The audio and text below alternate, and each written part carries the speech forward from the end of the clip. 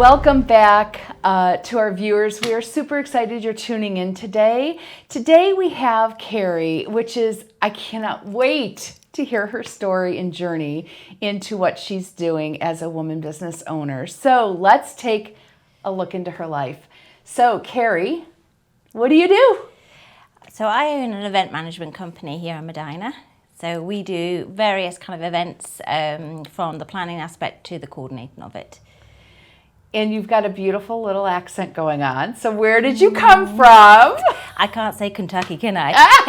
Which is what I often say. So I came from the UK originally, just outside of Windsor Castle. Oh, very cool. Very cool. Yeah. So tell us what didn't drive you here, but what brought you from the UK to the United States, specifically to Medina, Ohio. Yeah. We're a pretty cool community, so. It is. So I married someone from Ohio and he didn't live in this area, but when we got in contact with the real estate agent here and I said, I need a community-orientated town or county, and Stephen said, you need to go to Medina County.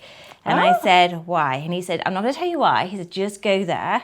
And he said, go to the square. So we walked around the square and I said to my husband, I am not going to talk to anybody because the minute they hear an English accent, they'll just be super nice to us and I won't know whether it's real or not.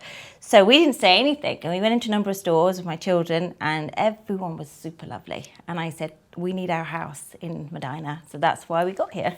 So what drove you here? I know that you chose Medina as your new foundation for your family.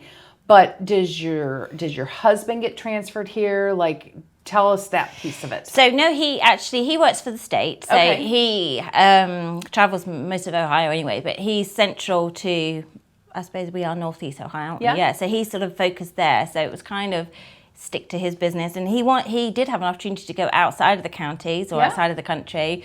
And he said, I'm going to marry her. So I'm going to stay here. Very cool. Very cool. So tell us a little bit about your business. So you, if I understand you correctly from your journey, you had this business in the UK. Yeah. So tell us about that. So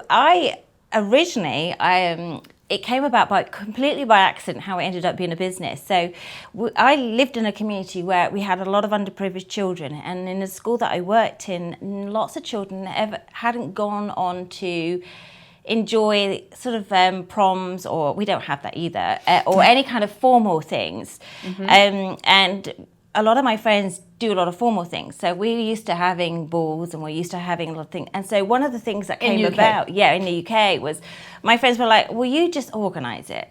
You're good at this. And so I started organising a few of them and it got kind of a bit popular and I was doing a few more and I was like, that's okay, I don't mind doing it. And then every sort of month I was doing one a month, which gets kind of time consuming. Yeah. Because I had a full-time job working in school as a school nurse and I couldn't do them both at one point. And then I came about that I really felt like we needed to do more for the children and more for the community and do more sort of charity work. So I then started to focus on doing charity work and hosting balls for charities. Oh, wow. And that's how it came about, kind of with this sort of thing. And then I never had an actual business name. I didn't have any marketing, didn't have anything, but we became the go-to sort of persons. And I had a group of people who were working with me to do it. And eventually my husband was like, you should do this as a business. And I said, I can't. I said, I can't do that and that. I can't. And then when we knew we were moving here, and he said, you need to actually set it up as a business properly with an LLC here. And I said, okay. I don't know what that means. I'm like, I will. And so that's how it transitioned into an official business because I couldn't bring the UK one over here because of the transitional with the different laws and things. So that's how we got here. Very cool. So tell us what your passion is. What is it in the event space that you love the most? For me, I love the fact that when you are doing something for somebody, you can change their whole day. You can make them feel good about themselves. You can make them feel good about what they're doing in that moment. And you're making a difference in them. And that's been the one thing I think having this position really made me realize that we are empowered to make someone else feel good. And I thought, well, if you have that power behind you, we need to do that more. And because more people need to feel happier, more people need to feel things and to be, you know, really sort of feel themselves. And that was one of the things with the events and things. I start to realize that when we have them and we can make them excellent, people come away and they go, that was a really good thing. I felt really good last night. That was a really good feel factor inside us. Feel factor. Oh, I love that word. I love that word. So tell us, what kind of event do you like to do the most? Weddings, corporate? What is your, you know, everybody has a comfort zone, right? So what is your comfort zone? Where do you like to gravitate to? What is the kind of events that you like to do? So weddings are probably the most popular aspect of things because everyone likes to get married. So and I do love doing weddings. I must say there is something really nice, you know, and it's beautiful when you see couples come together and you see the happy occasion. That is really fulfilling to see that, and especially because I do the officiant services as well. So when I'm doing that as well as the other things, I love that. But my one thing is doing non-profit work. Really? I love, because you're doing something for people who are in need of something, and it's not about you, it's about what you can do for them and how you can change things. So that's the one thing I absolutely love doing, and that's particularly in this community. Medina is such a really good place to be for that, because there's so many nonprofits that need a lot of help.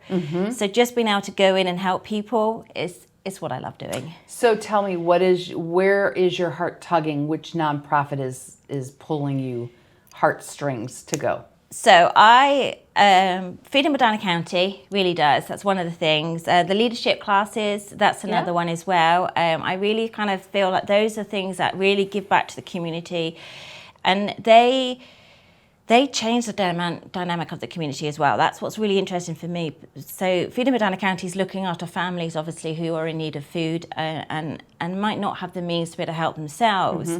And then we have the leadership classes, which for me is how we can better ourselves, but better the community. And those are the things. So doing things for that is one of the things I really love doing here. Good. Well, that's fantastic. So my journey is similar to yours, but I didn't do weddings. I did kids' birthday parties. So for 15 years, we got to create memories that lasted a lifetime, till a brand that still lives on that has been closed out for 4 years. So it's pretty cool that I'm the Romp and Stomp girl, and people know me for that. But I've moved on, and I own the Biz Hive, which you know. And so the Biz Bees has been it's a passion project of mine, and it's Armstrong has embraced my vision of being able to shine the spotlight on women business owners, and that's why I've chosen you to be in this seat, because your journey is something that I thought was pretty cool, and that you brought in like kind of picked up your world from the UK. Yeah, we did literally, and you literally moved here, and you chose Medina, which is the coolest story all, because Medina is the coolest. It is. You know, I had the privilege and honor of raising my children here, and from 5 up, we came from Cleveland, and we chose Medina as well. And it has been the best community to raise a family, to launch a business. It's a thriving community. It just continues to grow and grow, and it's so supportive. It is. That's the one thing about being here. I really notice is that every business helps one another, and everyone wants everyone to succeed. Yes, that is probably what keeps us in this county going. Yeah, I totally agree. So, as we always ask each of our viewers, each of our amazing women, tell our ladies out there that may be on the fence of pulling the trigger of launching a business, what would be your words of wisdom to them of opening a business? What's some words of wisdom you can share with them? Just do it. Just do it. One of the things that I was in a class with, it came out that they were talking to us and said, we are our own, we have the power within us to do anything. Yep. We often stop ourselves because of our own backgrounds, the things we do. And Nike had that slogan a long time ago, and they knew the power behind it. Yeah. Don't think about something. If it's there, just do it. Yeah. Go and do it. Because I'll tell you, a mindset, positive or negative, will thrust you into existence, or it'll hold you back. That's it. And, I love that every woman that sits here has a similar journey, or has their story is so enriched with some really amazing words. But at the end, I always ask that question because there's viewers out there that'll say, God, I wish I could do that. I wish I could be that person. I wish I could launch that business. And every single person has said, what are you waiting for? What is there to lose, right? Yeah. We can always go get that JOB that has a BOSS attached to it. But at the end of the day, unless you try, you don't know. So thank you so much for taking time out of your day. I know you're a very, very busy person. And so to that, we are so excited to have Kerrie on our show. And watch us next week as we journey into another brave woman that's launched into her business. And join us at www.thebizbees.com. If you're looking to launch a business or you own a business and you're a woman business owner, it's a free membership, no cost. We've got tons and tons of resources for you, and you too could be in this seat as we watch your journey. So thank you for your time. No, thank you for having me.